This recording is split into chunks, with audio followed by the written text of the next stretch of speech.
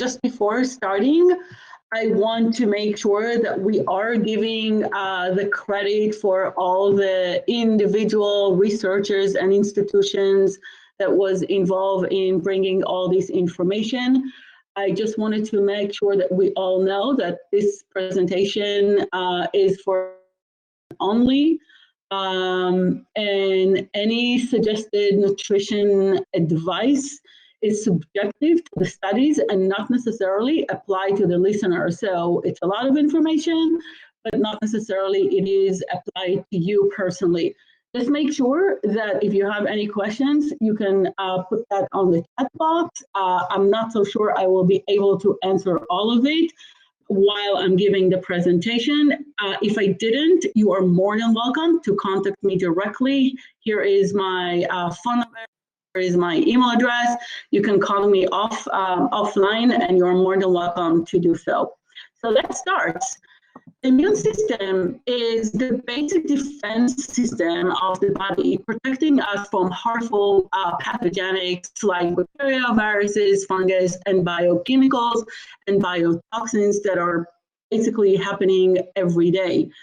And it is a very complex network of cells and protein that basically trying to defend us against infection of any kind due to any resource, and also helping us to kill those harmful invader and let it off the body. Now, food sensitivity and food allergy will be considered as an invader, and as a result, and that is the reason why I put that topic, as a result, give us or put us as a food sensitivity individual in higher risk. And this is the whole topic about, this is the whole topic that I wanted to talk about today. Being on a gluten-free diet by definition makes us being more prone on the immune system. So when we're talking about functional nutrition, most of the people that are coming over my clinic, they will come in with different reasons. They will have maybe low energy, maybe they have chronic stress, maybe they have GI issue, maybe they have food interaction or food reaction that they cannot point out really what's going on with them.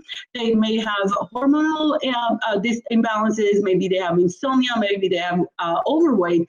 But the bottom line, when we are looking at that, there are enough markers showing in our single blood draw that these are basically our symptoms that the underlying causes for that is inflammation that can lead over time to autoimmunity due to overactivity of the T cells production. And this is what I really want you to kind of like get and understand what's happening with our immune system on gluten-free diet or any other food, and how it's parallel to what's happening right now with the pandemic. So when we're going and diving into understanding the mechanism behind the immune system, I want you for a second to think how people in the past were, or communities in the past, in order for them to protect themselves, they had to build strategies so they can isolate themselves from the outside environment and protect themselves in order to exist. So the castles are like one strategy that in the past communities had been builded, and they kind of like surround themselves with walls and moats and bridges and soldiers and rivers. That was great for them, but that was not enough. They had also spies that had to go outside and check what's happening in the outside world in order to protect themselves, in order or to prepare their community in case something come up. The same with our immunity. Our immune system is basically break down into 3 different layers that go from top to down. And the major ones are the barrier immunity, the innate immunity, and the acquired immunity. Now, when the first line of defense, which is the barrier immunity, does not serve us well, the second layer will step in and will try to protect us against this particular invader. And if the innate immunity is not working as well, then the acquired immunity must step in. And if the acquired immunity is not doing well, then most cases are that we fail and we are dying, and we will die for that. So we have to think about that as a strategy of three layers of protection, that if one layer does not respond well, the second is coming in, the third come in, and if the whole system is not in high alert and capacity to defeat, we are basically, the organism will die. So let's go and dive into the first line of defense, which is the barrier immunity. And it is a natural barrier. And the barriers can start with our tears in our eyes, the skin, but also the intestinal lining and the brain-blood barrier. And these are different strategies that the body is using in order to do detection, destruct, and destroy. And the body will make, or the immune system will choose when and how to make sure that we are kind of like what kind of strategy we are using in order to defeat the invader. So for example, if we're talking about the skin, we can talk about pH level. We have microbes in our skins that if for whatever reason it had been introduced, then the body will respond to that. Tears, for example, are carrying lysosome, which are kind of like a substance that kill bacteria. Sweat, for example, stomach acid. So if food comes into our system and the stomach acid are not there to control that, then obviously this invader can pass the stomach and go down the road and hit the intestinal, and now we can find ourselves not just with food reaction, but we can find ourselves with gut issues or hormonal issue. And when the gut is in stress, then some invaders can cross even the brain-blood barrier. For example, zonulin, which is a byproduct of many inflammatory responses that are happening in our barrier layer. And also, as we all know, inflammation like red, swollen, hot, fever, and pain, that are all part of the strategy that we are as human are using in the first line of defense. But what happens if this line of defense is not enough or cannot take care of the invader, and now the second layer and the third layer gets into the table? So the innate immunity, by definition, it's the system that we have been born with. That's the inside-born inflammation or immunity. This is the mechanism that we all share together as humankind. And there are many soldiers, if you want to call it, or key players that are working parallel in order for us to be protected if, for whatever reason, the first line of defense did not work properly. And the second one is the adaptive immunity, where is a place where there is an invader, and against the invader, the immune system requires to produce antibodies. And I will go a little bit deeper so you'll understand how that happens.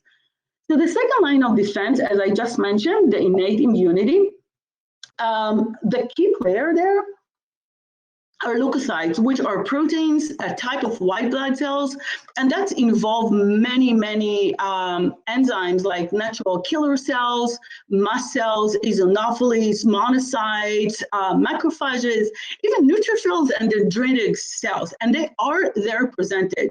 Now, for example, neutrophils and eosinophils and monocytes can be tested in a very regular blood draw, a very simple CBC, but if you know how to read it correctly, we can absolutely interpret it, the strength of your immune system and in what stage you are. Are you in a stage of self-defense first line of defense, or are you in the innate immunity or even the third line of defense? Where are you?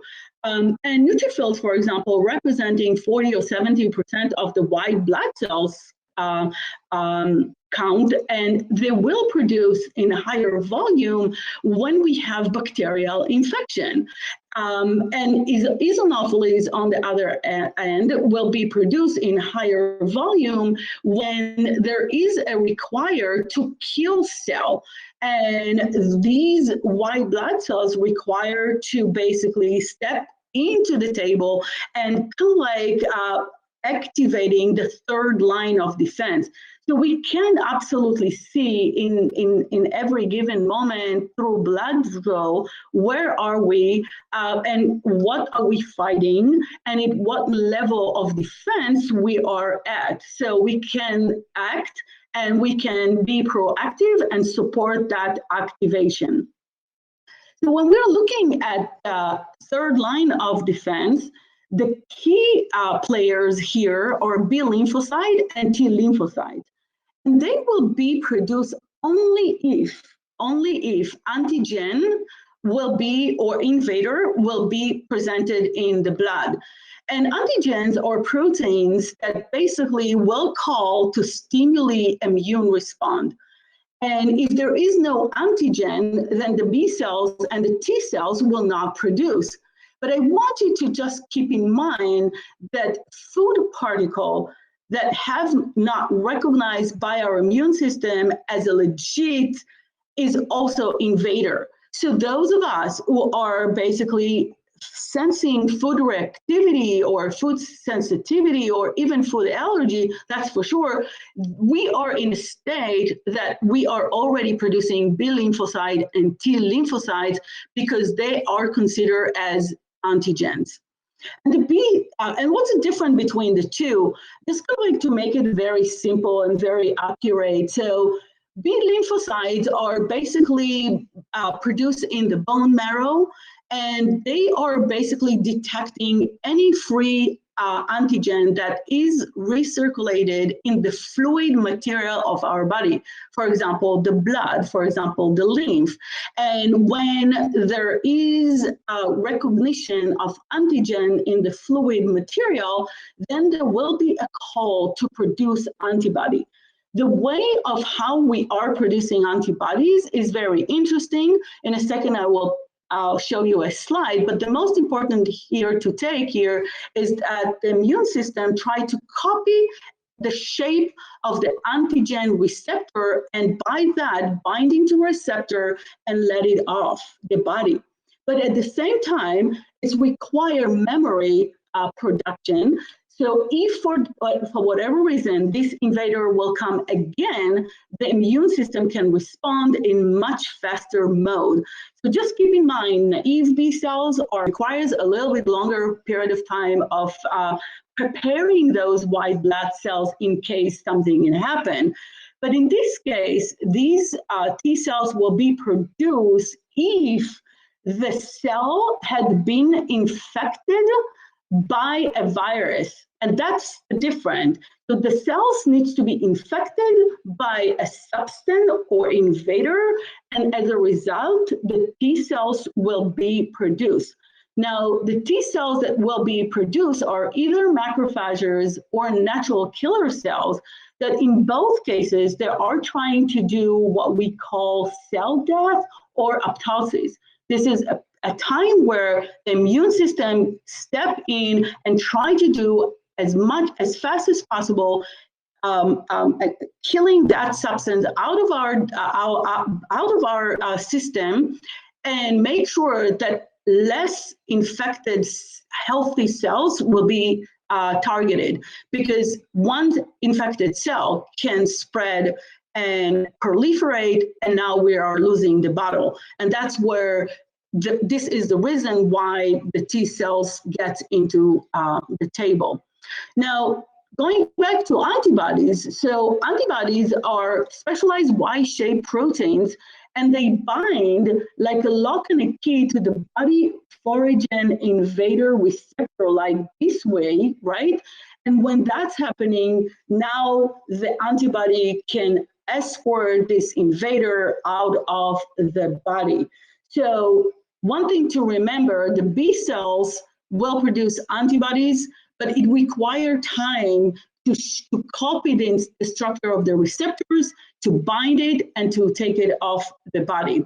And it takes weeks and also years to produce memory cells in order for our body or our immunity to respond correctly to any invader, including food particle. And that's the most important thing. So when people are thinking about, how the immune system can support us, these days specifically, we all think about the pandemic or the COVID-19, but I want you to understand that even food particles are activating the immune system equally at the same way. And if you don't balance that and you don't support that well and properly, then in most cases, you are weakening your immune system, and therefore you are in higher risk to deal with the COVID-19. So if I summarize very quickly the principle of the T cells and the B cells, just to remind you, which is representing the second line of defense and the third one line of defense, it requires antigen. When antigen is produced, then the immune system is kind of like differentiated. Do I need to produce antibody by activating the B cells, or do I need to use the T helpers, T1 and T2, and producing macrophages and killer T cells? And the most important thing to remember, these two are working together, and there are a lot of times overlap between the two. So when people are coming to my clinic again, they will come with all these, body symptoms, and I am trying to figure out where are they in the road creating autoimmunity, or in what is the stage of their immunity dealing with all those little invaders that came into the table. And just to remind you again, celiac disease is a chronic immune mediated that basically affecting the barrier line of our body. And we need to make sure that we understand that in the end of the day, that will carry us to autoimmune disease. And when we are talking about autoimmune disease, there are 3 stages for it.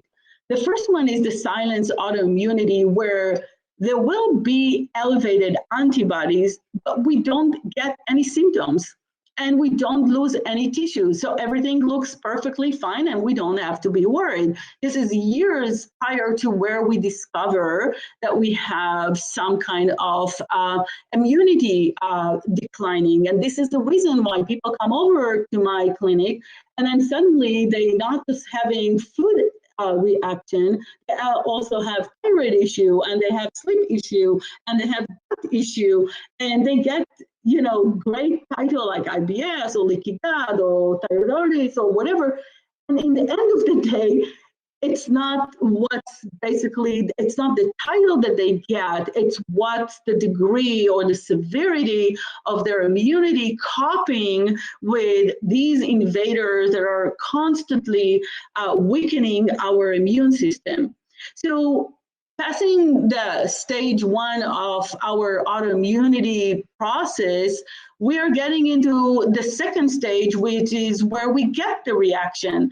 And when we do get the reaction, now we might get some symptoms. So now we run to the bathroom, we might have stomach ache, we get bloated, we might get cold, we may gain weight and we don't understand why, but we still don't have clinical loss of tissue. So just to remind you, when you are in a bleeding situation, when you lost your thyroid capacity, this is years of autoimmunity or years of the immune system trying so hard to bring the balance. So listen to your body prior so you could, save the tissue that might be distracted. And then when we come finally to the autoimmune disease and we get the title, now we basically having the symptoms, and yes, we do have destruction on the tissue level, and we have clinically loss of tissue. And this is the people where the thyroid is already compromised. These are the people that are, they started with leaky gut and now they are facing IBS, or people that they couldn't tolerate one food, but right now they cannot have 4 or 5 or 6 food, and they still struggle. They don't understand what really happening to them. And when we're looking at the immune system and food, one of the things that we want to keep in mind is when we are introducing to our body any type of food, the immune system is immediately looking at, kind of like detecting, is this food is okay or this food is not?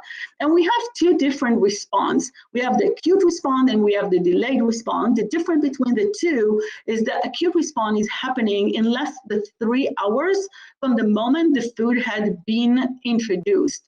The delayed response is happening within 72 hours after the food had been introduced to the system, and different antibodies will be produced in each case. It's not important which antibody is produced, but what I want you to remember that when antibodies are introduced, that means that the innate immunity and the adaptive immunity already had been activated.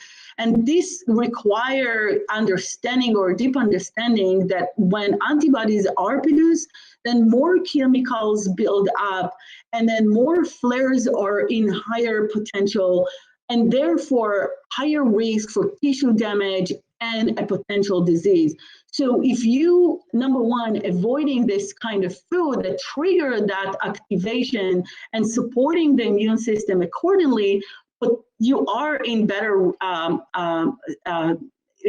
you're in better condition not to lead yourself to a potential disease.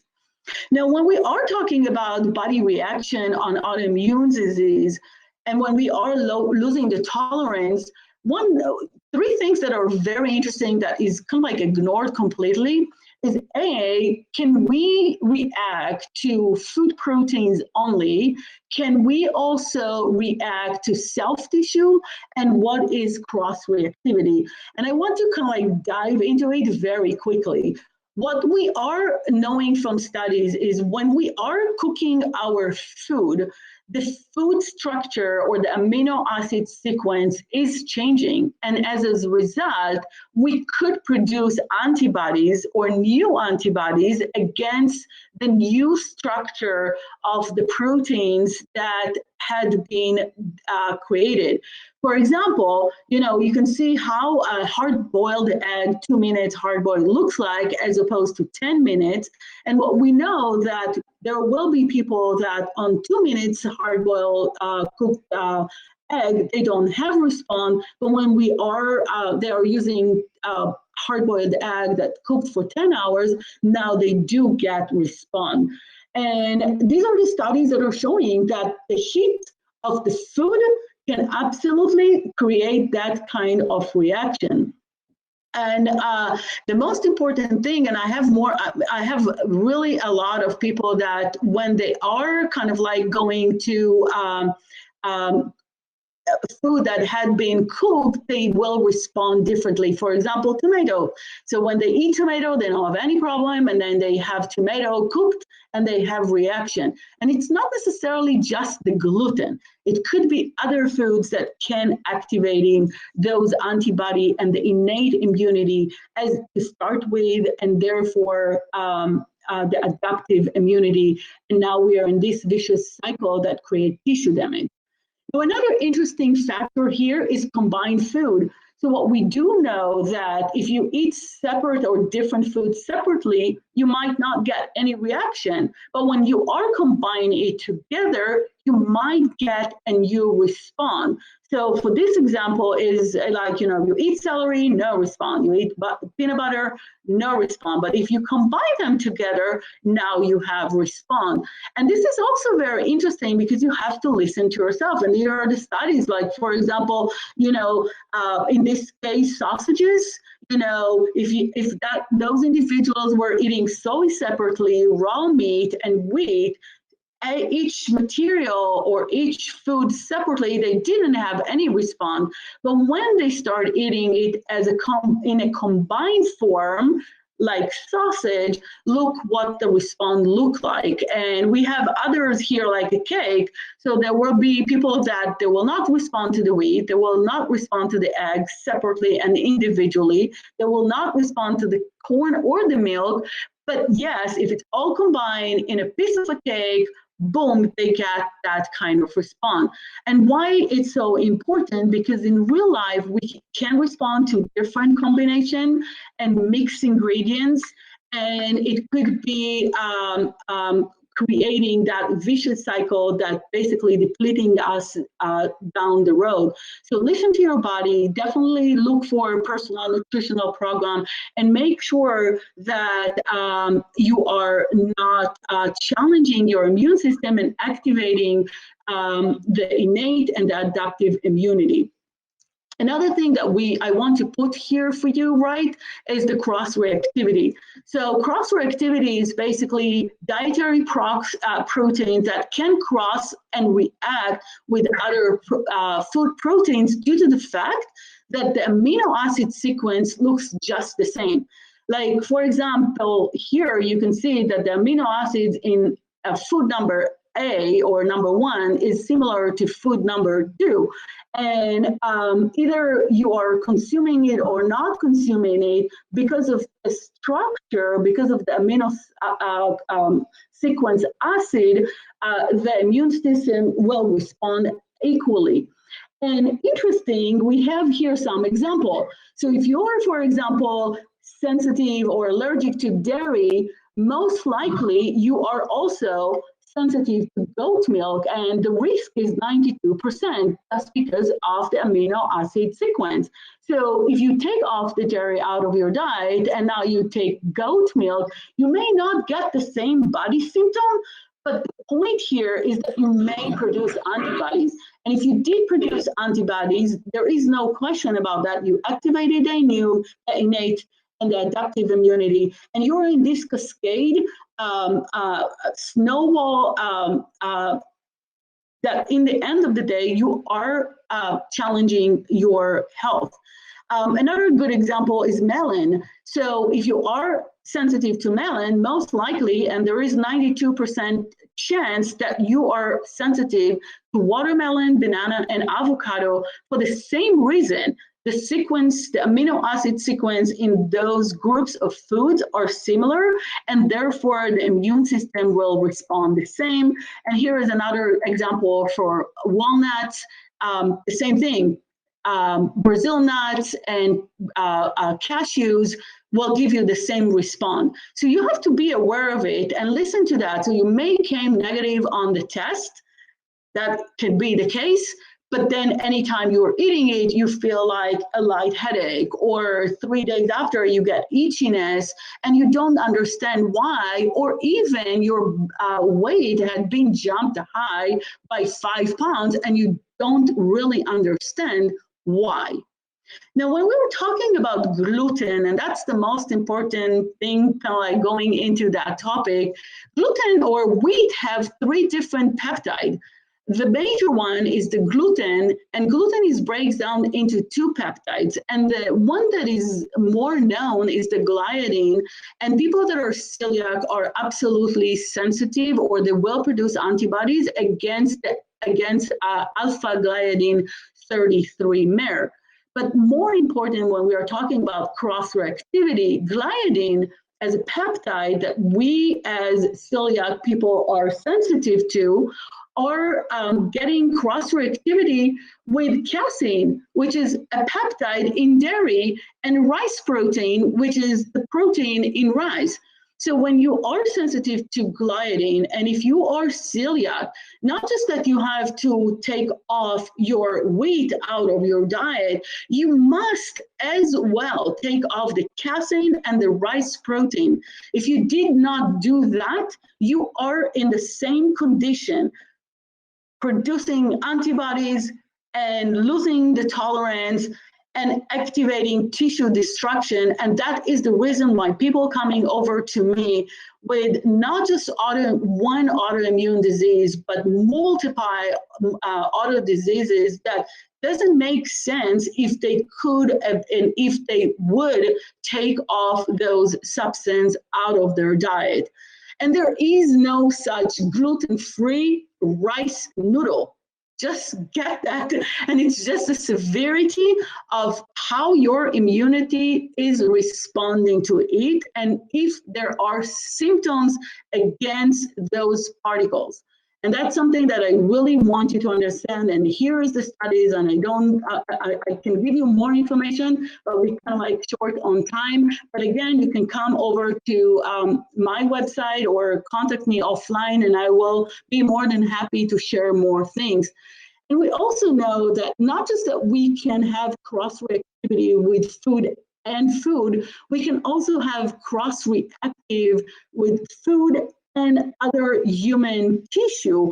And one of the examples here is to MS as a disease. We know that people that are eating soy, tomato, corn, or spinach, here is the sequence for that. The aquaporin 4 will be produced. This is the antibodies that found or measure when we are dealing with MS. So if you are dealing with MS and you eat soy, corn, spinach, and tomato, there is no other way for your body to recover. And the continuance of this tissue destruction is kept. So kind of like keep that in mind. The same with gluten. And here is an example. You go to a restaurant and the chef or the cooker go and have these gloves on his hand out of hygiene, but these gloves are carry gluten, and you order gluten-free meal, but because of gloves, you get reaction. And that gloves can lead also to antibody responses, and you didn't know that. And you went to the restaurant, you chose right, and still you get respond, and you don't know why. Here is one of the answers. And what we do know that if you cook tuna, or if you have cashew in any food combined, that will make cross-reactivity with those T4 and T3 enzymes, which are basically the active enzymes in thyroid. And so, yes, it is possible to happen, and we need to be aware of it. So if you have issue with thyroid, please do yourself a favor. Do not heat tuna cooked, and definitely don't eat cashew, not because of the food sensitivity, because the cross-reactivity with the human tissue peptide. And that's something that it's very important for us to realize. This is kind of like an example of blood test for food sensitivity. I will skip that for now, but for those of you who are interested to learn a little bit more about that, please contact me directly. And now, why wheat is a problem, and that's what I kind of like want to highlight, and kind of like tied it into the COVID-19. So right now we are all eating modern wheat, which is hybridized, and hybridization is basically crossbreeding, and we are crossbreeding two species and creating a third product, or a third species. And what's happening with it, it is a new product, therefore it's new antigen, therefore we are responding to it. And what we have to remember, we are not eating native wheat anymore. We are definitely eating processed GMO wheat that is basically activating the innate and adaptive immunity, and therefore higher inflammation, higher molecular mimicry, definitely new peptides that are binding to human tissues, to other food, as I just explained, and that's why we are in this phenomena. Other thing that we want to pay attention is food coloring. Food coloring will also produce antibodies. Just keep that in mind. So if you have a child that you're celebrating on a gluten-free muffin and they use dye, you didn't serve this child well. Even ourselves as an adult, we have to make sure we understand, because the food color is an invader by itself, and now it will be recognized as an invader, and therefore will be activating the innate and the adaptive immunity and creating that vicious cycle and create that kind of responses. And here is the studies that are showing that. Other food that you want to pay attention is obviously the nightshades and the lecithins. So the nightshades are always the tomato, potato, eggplant, and corn, but we know that also legumes, nuts and seeds, these are specifically one, and grains and fruits, they do have that peptide that called lecithin, and this will be bind to peptide, and they will create that toxicity, and they will create immune response in the intestinal lining, and you have to be aware of it, because for some of us, eating tomato raw, there is no issue, but then when we combine the tomato cooked with meat, now we got to respond. Or even if we are having sunflower oil, which we think it's great, but sunflower oil have much higher doses of lecithin, and you are responding and you don't know why, you have to remember that there are other peptides that can be bind together, and as a result, we will respond to it. Now, the good question here is, can gluten-free diet be protective for COVID-19? So what we do know is, as of yesterday, at least I checked, there is no direct correlation that anyone can point out. There are exactly 4 studies that are showing or taking care of it, or at least looked at that. But what's interesting, and that's why I put this topic for all of us, is that when we are in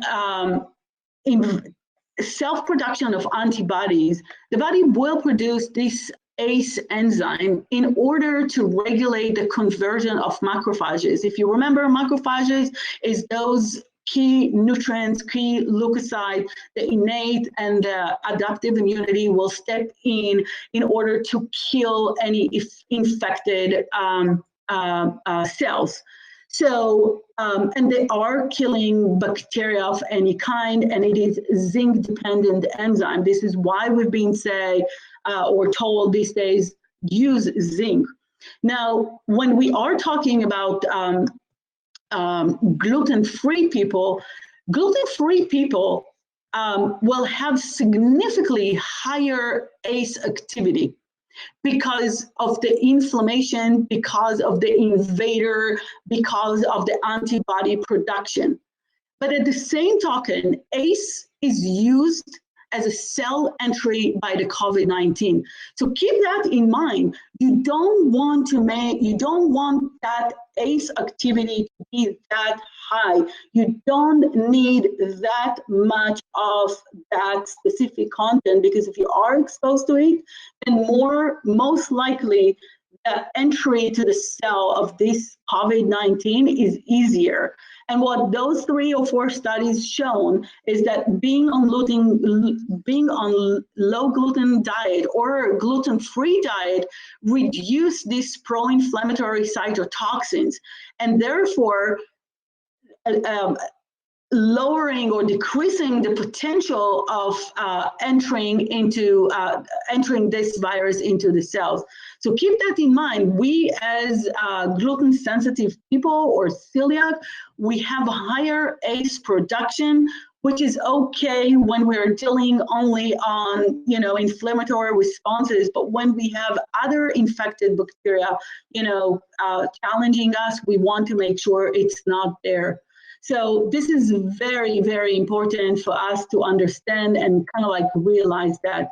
Now, when we are talking about medical nutritional therapy and the role of nutrition, specifically in gluten-free as a celiac people, but also in this pandemic, one thing that I want to say here, please avoid any food that create immune response to you. And each one of us is different. And I'm always sharing that. I'm allergic to olive oil. Are you?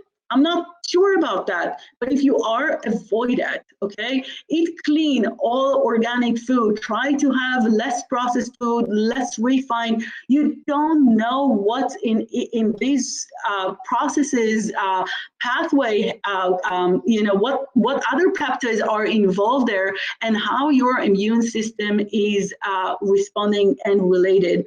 And as for people that are celiac or having challenges on a gluten-free diet, we always say that we need zinc, vitamin C, vitamin D, vitamin E, and acetylcysteine, omega. But look what happened right now when we are talking about COVID-19. What are they saying? Use zinc, use vitamin C, use vitamin D, use N-acetylcysteine, use omega. That's why.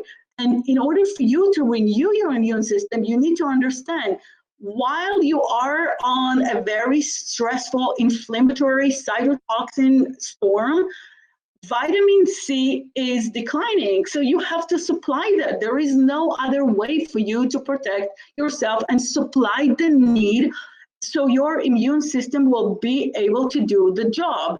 The same with vitamin D. Why vitamin D? Because if you don't get enough or vitamin D, then the immune system cannot deal with all these immunity requirements, defeating all those free radical and storm of cytotoxins, and the same with zinc, talking about the ACE.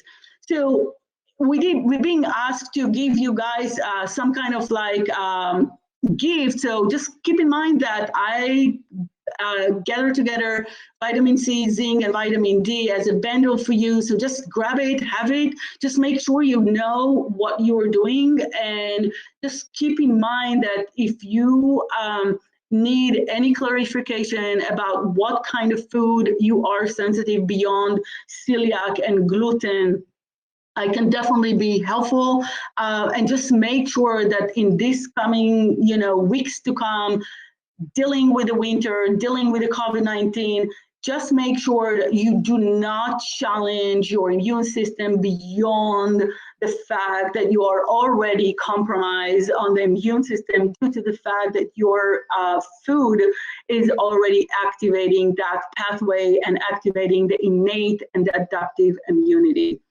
So I think that's what it is. If anyone has any question, this is where you kind of like shoot it up through the chat. If not, that's okay. Here's my phone number. Here's my email. This is my website. You're more than welcome to contact me, and thank you very much. Does anybody have anything to add? I don't know how fast I was running. Well, there's a lot of information, but I happen to be gluten-free myself, and I had a question for you. You mentioned that cooking changes the food enzymes. Is that better to have raw food then? Well, let's put it this way. All food allergy tests are measuring our responses on raw food, not on cooked food. But what we do know from studies is cooked food change the amino acid sequence, and therefore we can respond. So now it's individual. Listen, so if you're eating, let's say, tomato raw and you don't have a problem, then that's fine. But if you are cooking it and now you get a little bit more gases or, skin rash or itchiness, keep in mind that might be the reason. And there's a question from NN. If a person doesn't seem to have a gluten sensitivity, are there still pros and cons to giving up gluten? So these days, I would say absolutely yes, given the small studies that had been done while on COVID-19. It looks like that if you are on a low gluten diet or free gluten diet, you are in less risk to have this ACE enzyme and therefore less risk to shuttle the COVID-19 in higher rate to the cells. That's the conclusion that I came up with, the 3 or 4 studies that had been done, mainly in Italy, by the way. Most of the tests were, most of the studies had been done in Italy, and what they did find out that those individuals that did not eat gluten while on COVID-19 did well, much better compared to those who did. So here's the answer. Now, again, if you do give up on gluten, the next question is for you, of course, is how do you supply the nutrients? Because gluten or bread or cookies are a resource of food, right? It gives us calories. So if you don't have calories or enough calories, you might find yourself with a different stressor. So this is, you know, give and take, and you're more than welcome to contact me just to make sure that, you know, you get better answers for that specifically to you. Cynthia asked for neuropathy.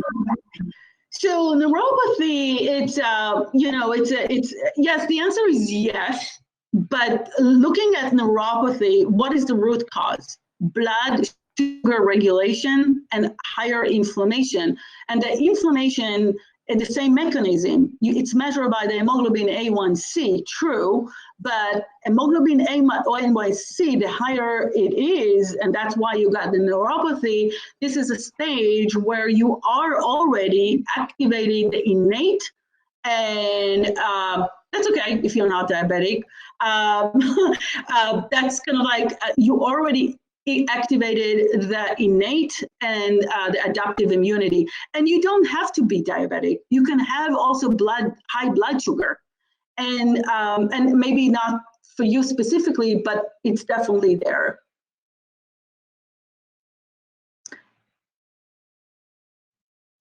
Linda lost quite a bit of weight giving up gluten and lectins. Can you suggest a healthy alternative for adding some calories? So yes, definitely yes. So here's the thing, gluten is a grain, like lecithin is that peptide that I just mentioned. And basically it's cover very large vast of food, right? So I would say depends if what's your belief in higher protein, higher vegetable intake. There are like, you know, kelp noodle if you don't have any thyroid issue, but these are more kind of like specifics. And one of the things that I just gave a talk 3 weeks ago, and I'm not applying to you, God forbidden, but just keep in mind, and you can check that lecture online on my website, how dramatic weight loss can create autoimmune and God forbidden cancer for the same reason, because a lot of time we are losing weight because we think weight is the problem, but weight is a reflection of inflammatory responses. And when we are pulling off calories for the purpose of losing weight, and we do not supply with proper food to nourish and rebuild tissues that had been destructed anywhere in the body, then we are creating a new stress, and that can be presented anywhere in the body. So I'm glad for you that you lost weight. I'm very happy. And the question here, and I'm writing it also in my book, What If Gluten-Free is Not Enough? Is there a really good reason for you to be gluten-free? If the answer is yes, keep it, but then replace it with other beans, other vegetables, and more, of course, proteins that are, you know, fish and animal-based protein, depends on your belief, and just avoid soy. That's very important.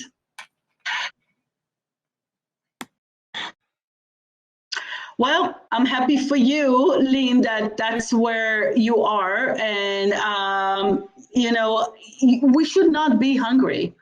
Being hungry is a stressor that we should avoid, that's for sure.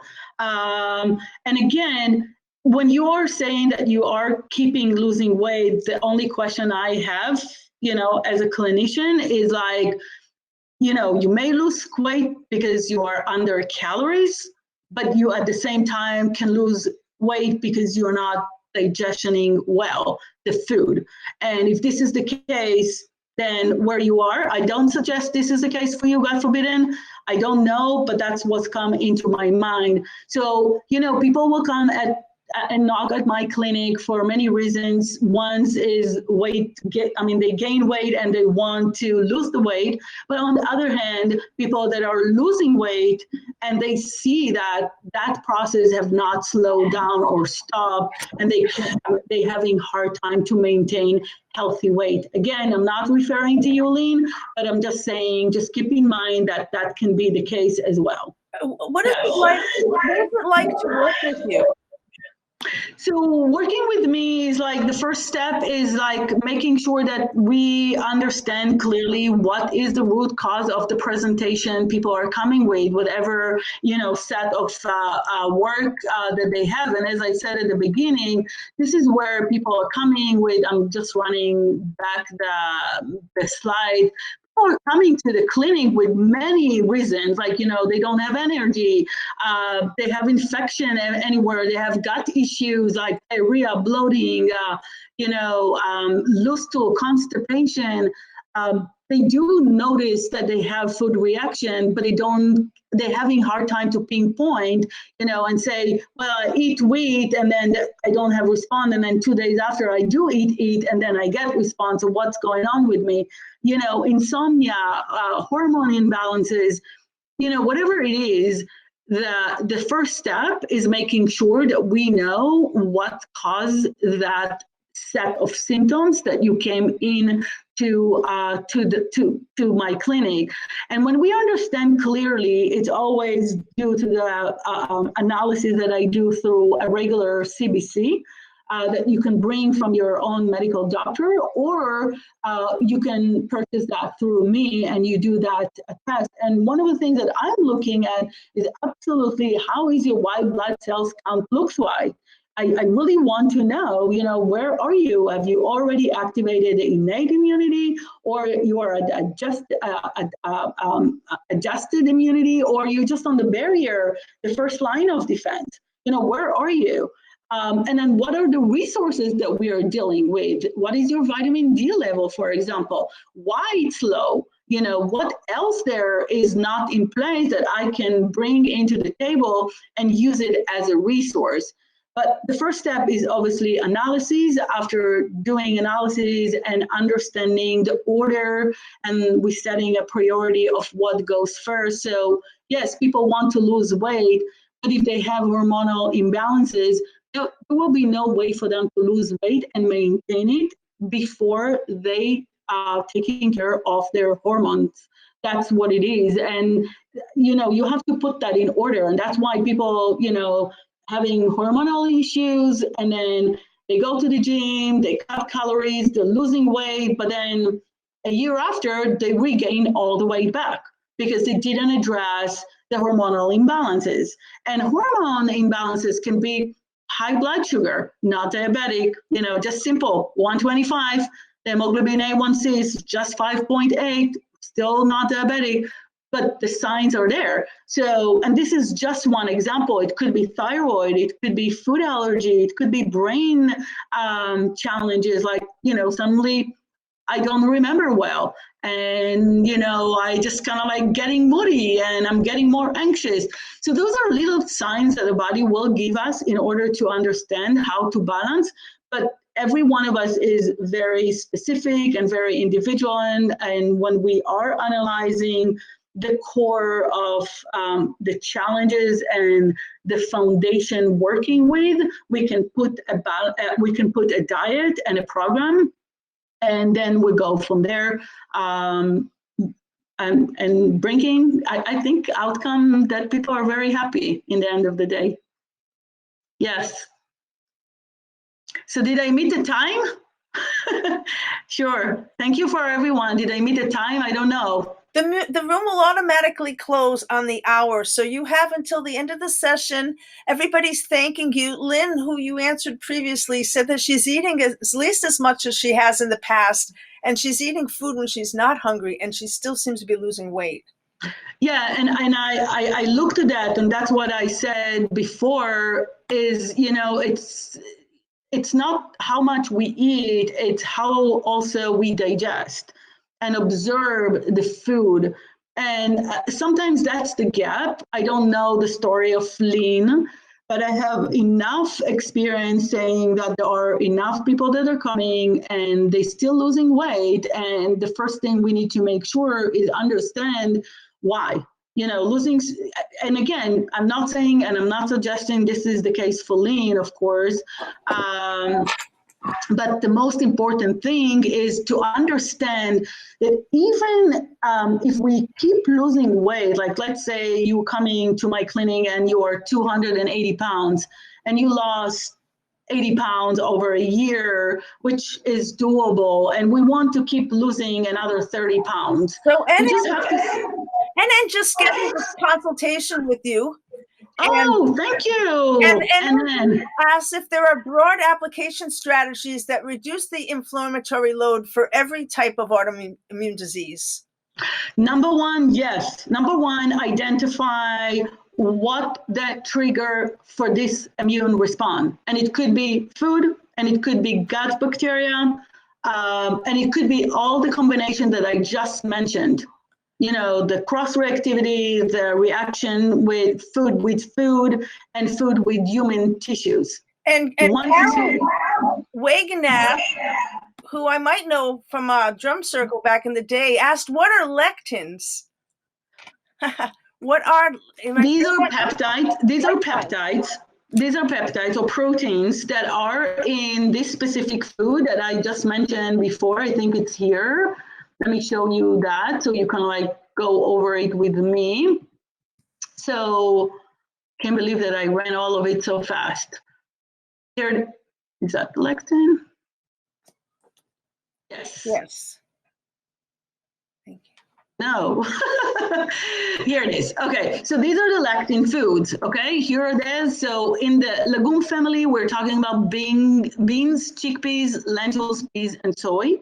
Now, not necessarily everyone that is sensitive to lecithin will respond to all of those lecithins in this legumes group. So here is the studies, and here is who you are, okay? Now, nuts and seeds, again, you could find that in almonds, cashews, sunflower, and sesame seed. And I can share with you that I'm using, because I'm allergic to olive oil, I'm using sunflower oil, but I overdid it. And I got itching as like crazy 3 or 4 weeks ago, and I couldn't stop itching, and I didn't know what the hell I'm doing.